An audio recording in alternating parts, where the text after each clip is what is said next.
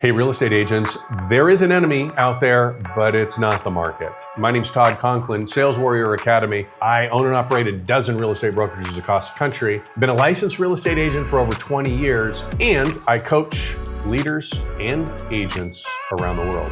The real enemy in today's world is not the market. It's actually comfort. See, we all want comfort in such a bad way that when the market shifts, makes us uncomfortable.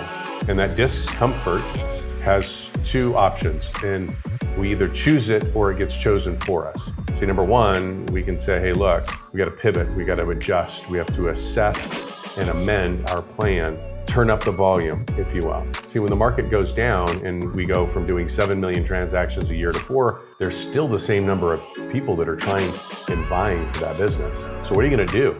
How are you going to get your unfair share of the market? That's a big question right now.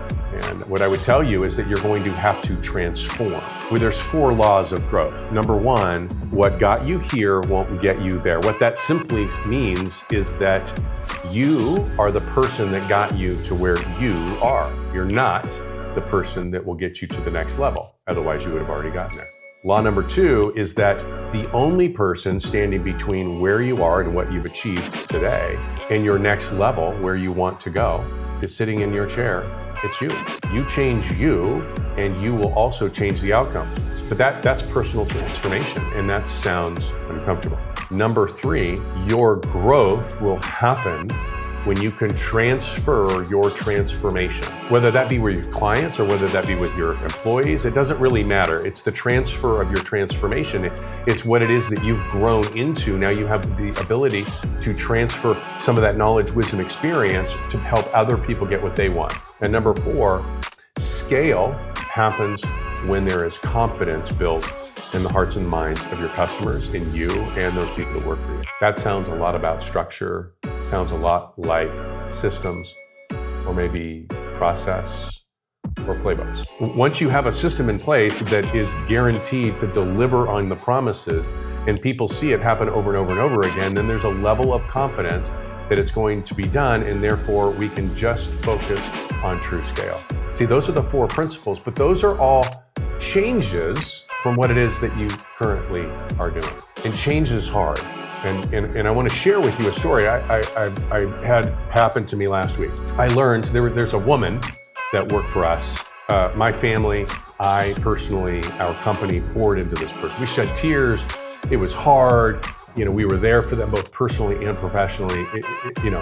We loved her, and it's all about changing lives. So that's what we were doing. At an event, after a few cocktails, this person was overheard talking poorly about me.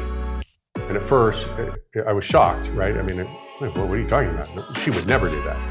And then I was angry, and then ultimately I was hurt. But look, when you are going to change, you're going to make the decision to transform you. You're going to have to outgrow some people. That's going to be uncomfortable for you.